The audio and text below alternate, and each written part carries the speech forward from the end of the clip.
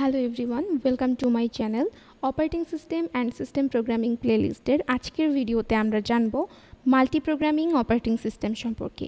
এর আগের ভিডিওতে আমরা ব্যাচ অপারেটিং সিস্টেম সম্পর্কে জেনেছিলাম। আপনাদের যদি ব্যাচ অপারেটিং সিস্টেম সম্পর্কে কোনো ধরনের কোনো ধারণা না থাকে, সেক্ষেত্রে আমার সাজেশন থাকবে ওই ভিডিওটি দেখে আসা। চলুন, মাল্টি প্রোগ্রামিং অপারেটিং সিস্টেম বলতে অ্যাকচুয়ালি কী বোঝায় এটা আমরা একটা সহজ উদাহরণ দিয়ে বোঝার চেষ্টা করি আগে।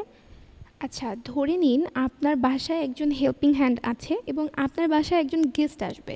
সেক্ষেত্রে আপনি আপনার হেল্পিং হ্যান্ডকে বললেন যে তাকে এখন একটি কেক বানাতে হবে এবং তারপরে তাকে ওয়াশ করতে হবে এবং তারপর তাকে রুম ক্লিন করতে হবে। এখন আপনার হেল্পিং হ্যান্ড তো একসাথে এই সবগুলো কাজ ডেফিনেটলি করতে পারবে না, রাইট? সে হয়তো একটা একটা করে কাজ করবে। তাহলে মাল্টি প্রোগ্রামিং হবে কিভাবে ব্যাপারটা?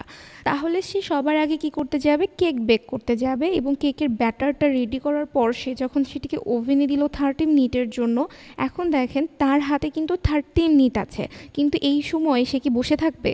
30 মিনিট তো কেক বেক হতে সময় লাগবে। এই মুহূর্তে তো তাকে কিছু করতে হচ্ছে না, যা করার ওভেনেই করে থাকবে, রাইট? তাহলে এই মুহূর্তে সে কী করবে? সে ওয়াশ করতে যাবে।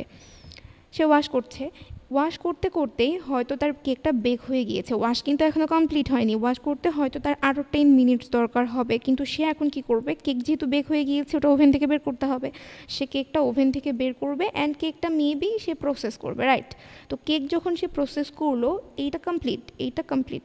তাহলে সে কি করবে? এখন সে ওয়াশ করতে আসবে। সে ওয়াশ করলো এবং ওয়াশ কমপ্লিট করার পর দেন সে ক্লিনিং করতে গেল। তো এইভাবে সে 3টা টাস্ক কমপ্লিট করলো। ঠিক এই ব্যাপারটি হচ্ছে মাল্টি প্রোগ্রামিং অপারেটিং সিস্টেম। তো মাল্টি প্রোগ্রামিং অপারেটিং সিস্টেম সিপিইউতে কীভাবে হচ্ছে, এইটা আমরা এবার ডায়াগ্রাম থেকে একটু বোঝার চেষ্টা করি। যে জবগুলো অ্যাকচুয়ালি সেই জবগুলো কিন্তু মেইন মেমোরিতে আছে, রাইট? তো জব এ আছে, জব বি আছে অ্যান্ড জব সি আছে। সেক্ষেত্রে জব এ আগে কমপ্লিট হয়ে গিয়েছে, এখন সিপিইউতে জব বি এক্সিকিউট হচ্ছে এবং জব সি কী করছে? ওয়েট করছে যতক্ষণ জব বি এক্সিকিউট হবে, ওটা শেষ হবে, তারপর হয়তো জব সি আসবে। এখন জব বি এক্সিকিউট হওয়ার জন্য তার একটা ইনপুট দরকার ইউজারের কাছ থেকে। জব বি এর জন্য যে একটা ইনপুট দরকার, সেটার জন্য সিপিইউ ইউজারকে জানাবে যে আমার এখন একটা ইনপুট দরকার। তো যতক্ষণ না পর্যন্ত ইউজার তাকে ইনপুট দিচ্ছে, ততক্ষণ কি সিপিইউ বসে থাকবে? ডেফিনেটলি না। সে তখন কি করবে? জব সি এক্সিকিউট করা শুরু করবে। তো জব সি এক্সিকিউট করা যখন সে শুরু করলো, হয়তো 2 মিনিট জব সি সে এক্সিকিউট করছে সিপিইউতে। এরই মাঝে জব বি এর জন্য যে ইনপুটটা দরকার ছিল, সেই ইনপুটটা চলে এসেছে ইউজারের কাছ থেকে। তখন সে কী করবে? জব সিকে হোল্ড করবে। তারপর সে কী করবে? জব বি কমপ্লিট করবে এবং তারপর জব বি যখন টোটালি কমপ্লিট হয়ে যাবে, তারপর জব সি কমপ্লিট করবে। আশা করি আপনারা বুঝতে পেরেছেন multi programming operating system actually কীভাবে কাজ করে। সিপিইউ এই সময়টা নষ্ট করবে না। যে সময়টা সে ওয়েট করছে অন্য একটা জবের জন্য, তার ইনপুটের জন্য, সে ওই টাইমটা ওয়েস্ট না করে সেই সময়ে অন্য আরেকটা জবের কিছু কাজ হয়তো এগিয়ে রাখলো। তারপর যখন সে আবার সেই ইনপুটটা পেয়ে গেল, তখন সেই আগের কাজটা কমপ্লিট করে তারপর নেক্সট কাজে গেল। ঠিক এভাবেই মাল্টি প্রোগ্রামিং অপারেটিং সিস্টেম কাজ করে থাকে।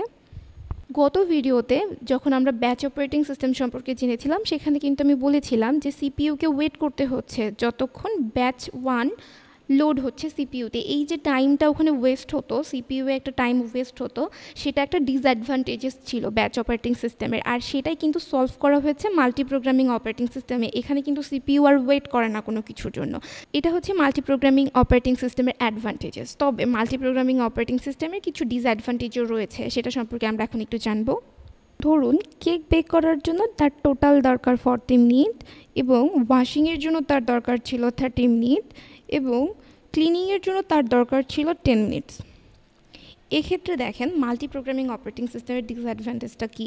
সে হয়তো ফার্স্টে কী করবে? কেক বেক করতে যাবে এবং কেক বেক করতে করতেই সে হয়তো ওয়াশিংয়ের কিছু কাজ করবে এবং তারপরে হচ্ছে ক্লিনিংয়ের কাজ করবে টোটাল কমপ্লিট হয়ে যাওয়ার পরে। কিন্তু কেক বেক করতে তার লাগবে 40 মিনিট, ওয়াশ করতে লাগবে 30 মিনিট আর ক্লিনিং করতে লাগবে 10 মিনিটস। এখানে কেক বেক করতে সে যে 40 মিনিট স্পেন্ড করছে, কিন্তু ক্লিনিং করতে কিন্তু তার 10 মিনিটস দরকার ছিল, সে কিন্তু ক্লিনিংটা আগে করছে না। এক্ষেত্রে কী হচ্ছে? ক্লিনিংয়ের জন্য ক্লিনিংয়ে কিন্তু টোটাল 70 মিনিট ওয়েট করতে হচ্ছে।